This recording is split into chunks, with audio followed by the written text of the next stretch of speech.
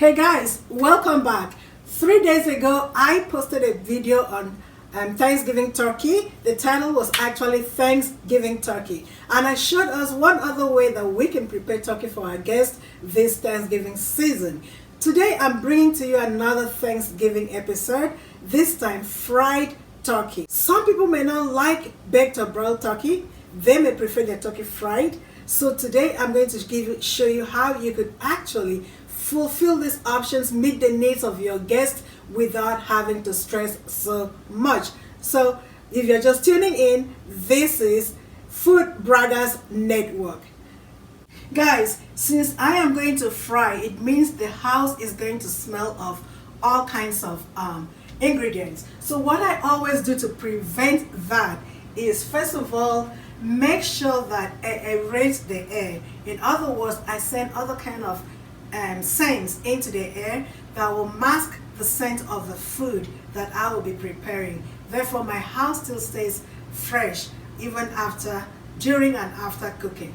So to drive that scent out and keep my house fresh, first of all, I'm taking, this is a pot here.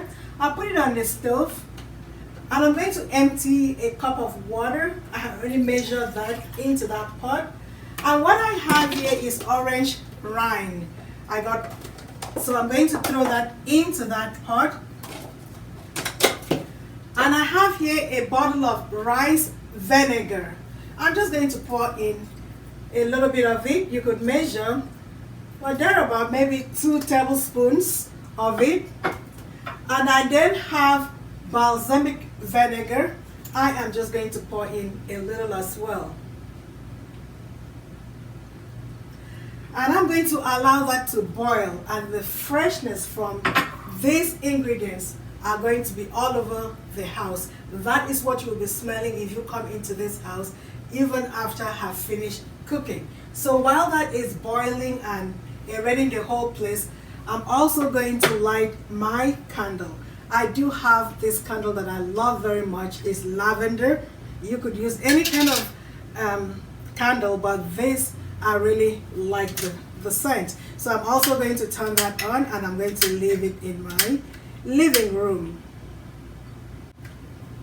With all this going on, there's no way my house will be smelling of fried food after I have finished. Okay, so I'm going to prep all the things I need for my turkey first of all, which I'm going to use to fry. I'm going to use all-purpose flour for the size of turkey that I'm going to have to fry. I'm using half a cup of flour.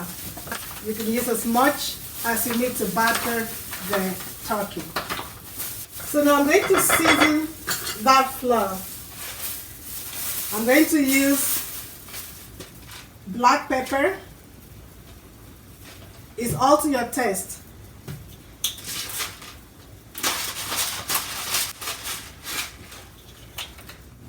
And I'm going to also add some salt to the flour.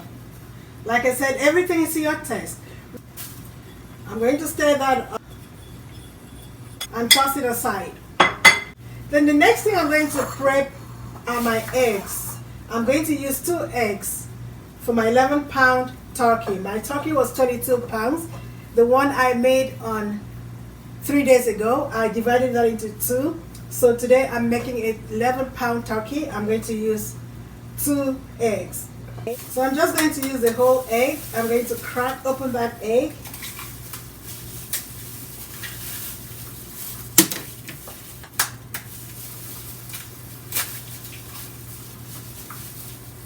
And I'm going to nicely stir it. So I stir that egg until the white and the yellow part mixed in nicely. I'm also going to season the egg with the same seasoning.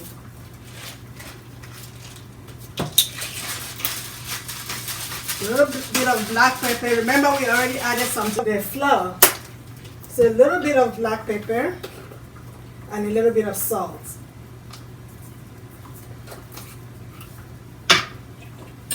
Stir that in nicely as well.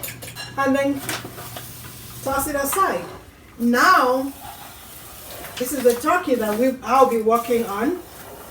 This is the turkey I made 3 days ago. If you watch my video on Thanksgiving turkey, this is half of that turkey. The other half is already done.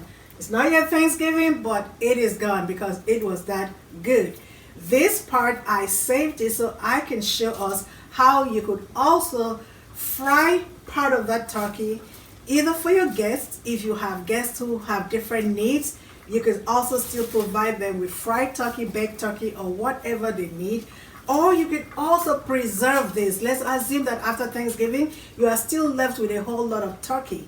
You could prepare them in different ways and preserve them so you enjoy eating it. So here I have part of that turkey here,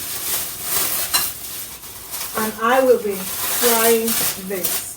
So guys, before I begin prepping my turkey for frying, I'm going to use a deep pot. You can also use a deep fry pan if you have that, but I want something that will be deep enough because I'm going to deep fry. You can also use a turkey fryer. I do have one, but that's for the outside and it's very cold outside. I don't feel like going outside, so I'm going to use my deep pot instead. And I'm going to use an oil that can withstand high heat, and that is a canola oil. That is what I'll be frying this turkey with today. So I'm going to put that pot on stove, and I'm going to turn on the heat to medium. Pour in enough oil to cover all the way to half the pot. That way I will have enough to be able to fry with.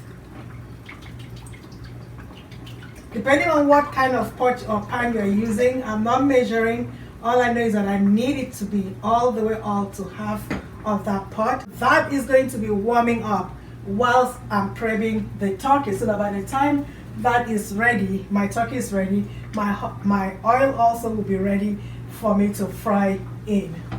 So I will begin by sprinkling the seasoned flour onto a fresh plate here.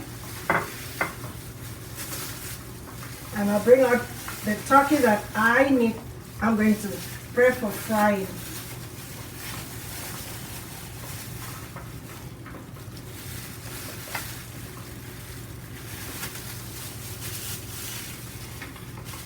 I'm going to use a brush. I'm going to brush in the eggs.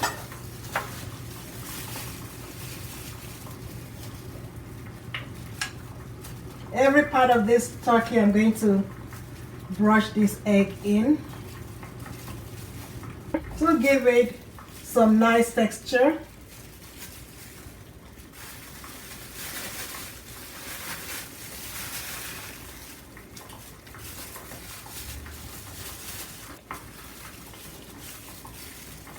And I'm also going to brush in this flour.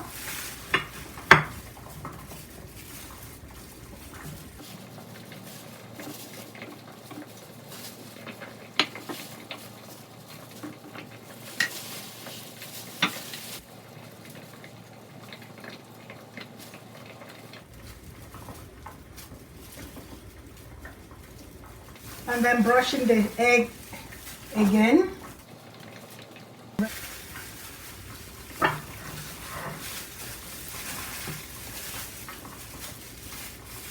So now my turkey is nicely coated with both the egg and the flour. Both were seasoned. And I'm just waiting for my oil to warm up enough, and then I'll show us the next step. My oil has been warming up in the pot. As you remember, I started doing that before I started prepping the turkey. And of course, my Saint reliever is also still boiling. I'm going to keep that boiling until I finish cooking, so it keeps my house fresh, like I say. So now that my oil is hot enough, you can always tell if your oil is hot enough. You could drop just a little thing into it and see. But now that it's warm enough, I'm going to put in my turkey. Nicely, because it's hard, I'm not using anything to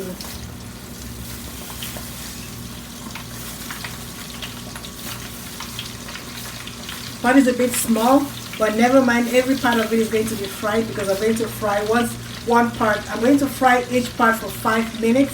When this part gets stays in for 5 minutes, I'm going to turn it around and make the other side stay for 10 minutes and do the same thing to the tail end of it. When I do have big pots, but I do not want to use much oil, so I always try to gauge how much oil I want to use for my frying, and I use a pot that will reasonably accommodate that. I could have cut this turkey into two, so I can fry one piece and fry the next. Once this is done, I'll turn it over and make sure the other sides are also done, and I will be showing us final product. Okay guys, so I'm going to be turning over. I apologize, I do not know what the deal is. My camera just decided to pack up on me right now, so I switched onto my phone so you can see this part. So now I'm going to turn over this, but I'm turning over so that the other part of the turkey can also be fried after 5 minutes. Okay guys, so this is my final turkey that I just fried. Delicious.